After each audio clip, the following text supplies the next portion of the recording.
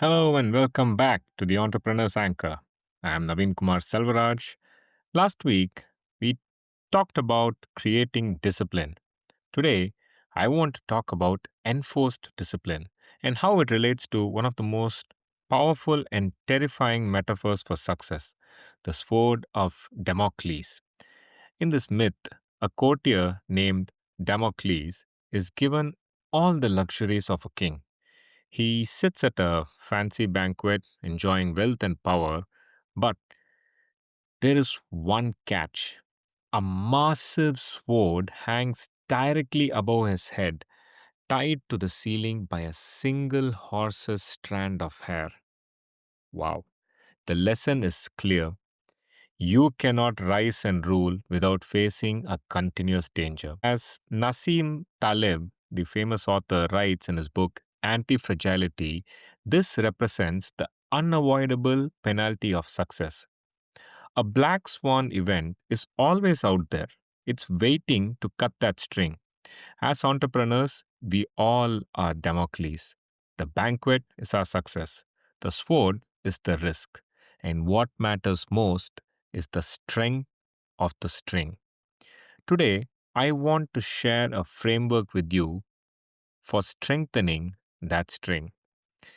I'll begin by sharing a powerful parallel that I've learned from living here in Singapore and observing my friends here. It's the concept of national service, or NS in short.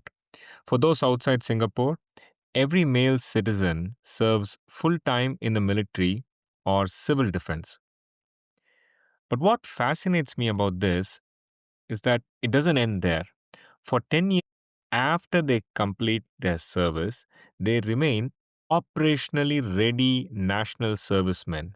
Yes, they have an active, ongoing obligation. Watching my friends navigate this, I realized it instills core traits that are actually superpowers for entrepreneurs. First, deep seated discipline. Second, the Tahan attitude.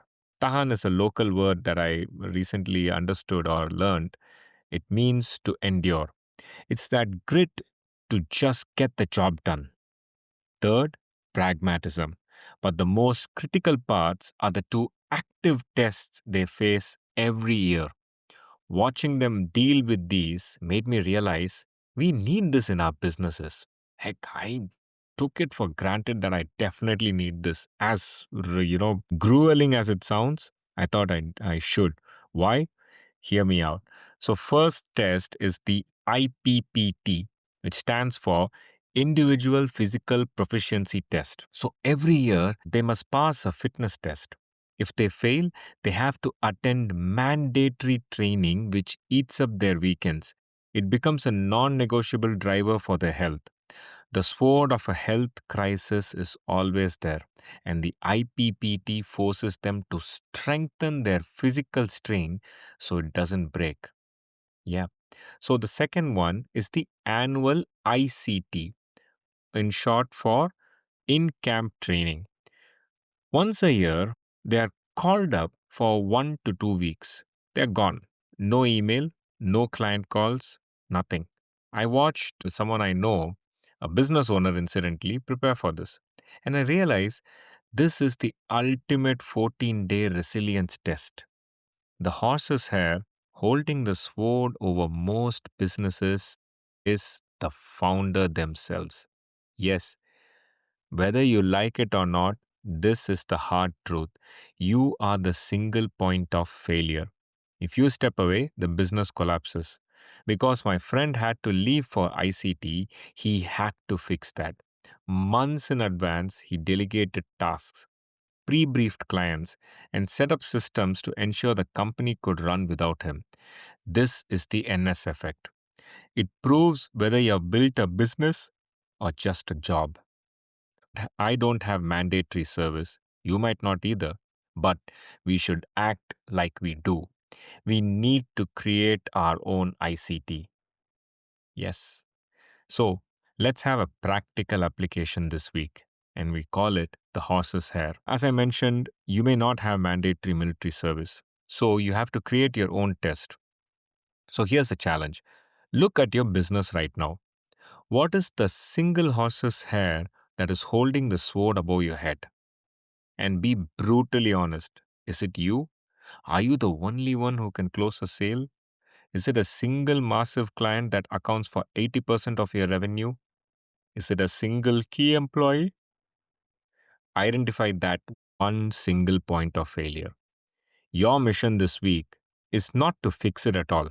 It's just to identify it and then take one small step to strengthen that string.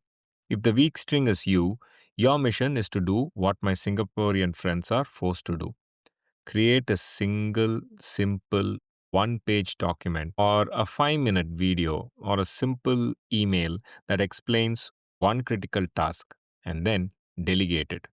That is how you start strengthening the string, and that is how you begin to integrate.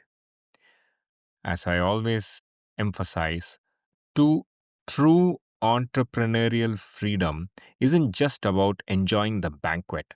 It's about having total, unshakable confidence in the strength of that string.